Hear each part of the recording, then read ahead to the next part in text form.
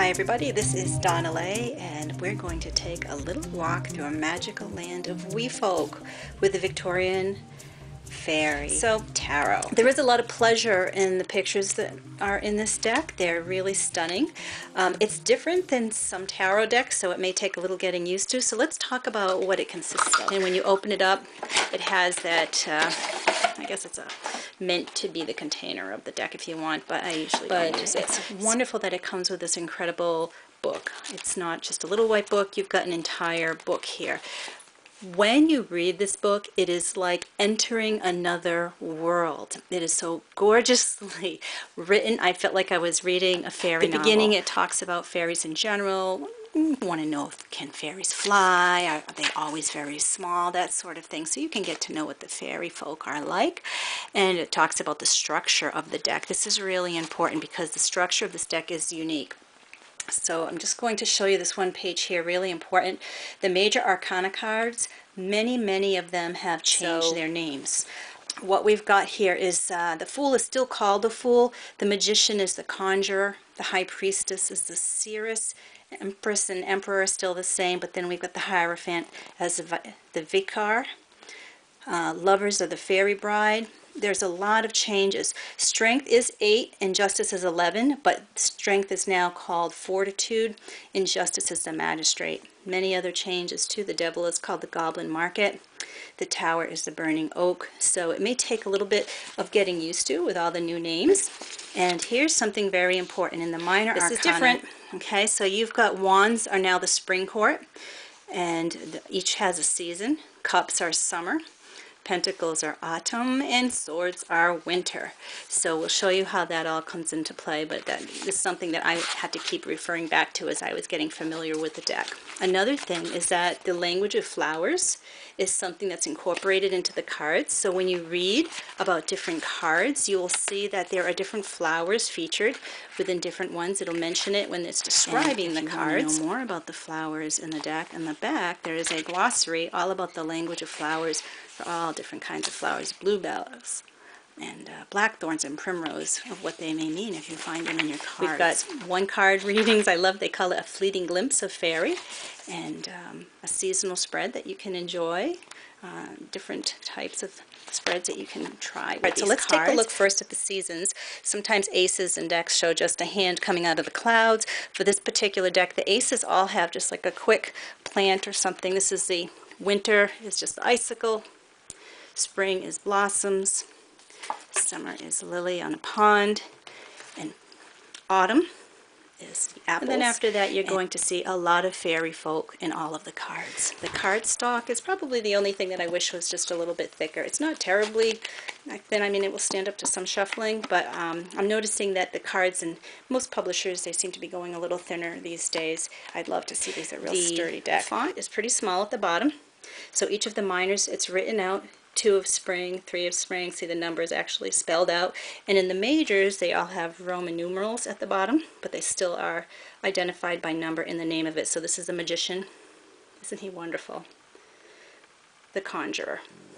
I'm going to take you through some of the majors here so you can see some of the cards that you might be used to seeing in a regular deck as being represented a little differently. There we've got the beautiful Seeress, the High Priestess. She's scrying the planet. There's our Empress with her children around her and her glorious wings. The Vicar. He's up here and he's teaching all the other fairies. They're all very carefully listening to their mentor. The Hermit, one of my favorite cards in the deck with the owl. He's kind of tucked away in his cabin in his little tree house. This, at first I thought it was a donut. Take a good look at it. It's actually the cycling of the seasons. Who's got fall, down here spring, winter with the snow, summer with the berries. This is the Magistrate, which is the same as Justice, and you can see he's wearing the judge's wig. This is actually the Death card. They actually have a sparrow that is dead here, and they're all mourning natural death. This is the Goblin Market, about temptations and perhaps things that we don't need that are calling for us. This is typically the devil card. All right, and then we have the burning oak. You can see the oak in the back, the oak tree. It's been hit by lightning, and they're all buzzing away, going out. Then we have the moon, and we have a lunar moth. You can see it going right through the wings as she sleeps. You can really add a little twist to some of the meanings, but I found that at first when I used it, some of them were a little confusing for me. I didn't know what was happening in them, but as soon as I read the book that went with it, okay, it made perfect sense, and I was able to, in every reading, remember the story that went with it. So, for example, with fortitude, which she's at the beehive, I wasn't sure what that meant in terms of strength. So if we take a look at what is said here, a fairy beekeeper sits among her flock, communing with them and caring for their needs. Although the bees have the potential to harm her, she knows that they never will. That's much like, I suppose, the lion that could harm the woman in the rider deck. When we look at the meanings, same thing as what we're used to: strength, courage, talents, natural and spiritual power. The back sides has beautiful, looks like bluebells here with a harp, and they don't honor reversals. Let's talk about the court cards. We're used to the page, the knight, the queen, the king, and instead what we have is, the only change really is that the page has been replaced with herald. So we've got the herald of autumn here. We still have our knights. Here he is on the turtle, coming in nice and slow. And here we had the queen of autumn, looking at the rat very lovingly. Looks like she's reaching in her pocket to feed him. And then we have the king of autumn. Really expressive, really colorful, really emotive cards. Some of the cards almost make me laugh. We've got this one where she is the Nine of Autumn, really sitting in there with her little, looks like her little sparrow friend as she knits right in the nest with the berries. The berries are almost bigger than her head. These are two dueling fairies.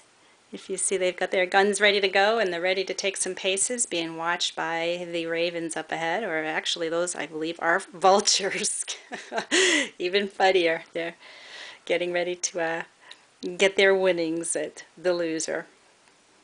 Somebody's going to benefit from the loser. Let's take a look at just some of the amazing details. If you look here, we have the Queen of Summer, and she has a feather that she's using for a fan. Also, what I'd like to do is show you how some of these correspond to what we're familiar with in the rider deck. We have the Nine of Winter here, which is usually the Nine of Swords, the woman in bed with fear kind of on her mind. And you can see here is a fairy in bed with the covers over her. There's a weasel outside looking in, and she looks pretty scared that he might come in and get her. You're looking in the window from his view. Here we have the 10 of Winter, which is usually the 10 of Swords. Instead of swords in his back, he's got thorns going in his back, and look, he's got a huge badger coming after him. The 4 of Winter, so we're used to seeing the 4 of Swords with somebody resting, and here she is resting in her little cave for the winter, kind of like a hibernation. The 4 of Autumn is the man in the 4 of Pentacles that's holding the coins in his arms, and this guy here is really not wanting to give up his nut, his acorn, to give to the squirrel. They're all collecting, and they're all kind of hoarding their own nuts, getting ready for the winter season. The 8 of Spring, which is the 8 of Wands, what we're used to seeing, and they're ready to let their arrows fly. Just like in the rider deck, there's all those arrows flying through the sky, and you're about ready to watch them go. 7 of Autumn is like the 7 of Pentacles, watching the plants harvest grow on those plants, just waiting, and he is kind of checking the grapes, seeing if they're ready, the wine, instead of waiting for an apple or a tomato. He's got that wine, he's ready to make it just right, and it has to be just the right time. Let's take a quick look and see what we can learn from the fairies. We've got the Sun card, and we've got the Knight of Summer. Beautiful, warm, sunny cards. What this says that we can bring to our readings is a lot of joy, partying, celebration, just basically have fun. Have fun with the deck. They're really having a good time there.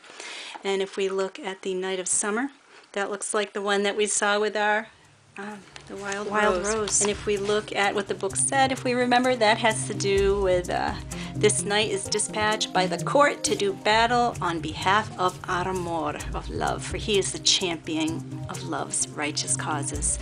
So lots of love in this deck, and I think a lot of people will really love this deck and enjoy sailing through the imagery to find the answers that they seek in their own lives.